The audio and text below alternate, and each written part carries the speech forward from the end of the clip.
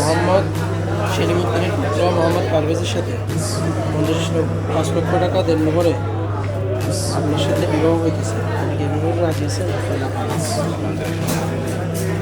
সবার সম্মতি করার আপনার আপনি কবুল করছেন? আলহামদুলিল্লাহ। বিসমিল্লাহ বিসমিল্লাহ।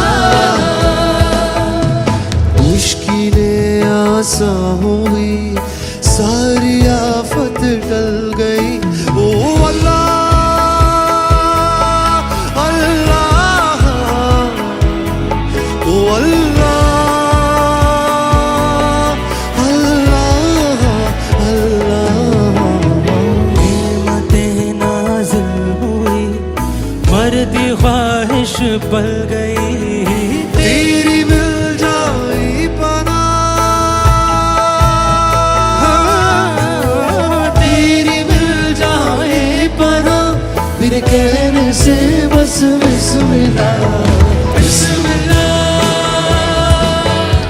बिस्मिल्लाह।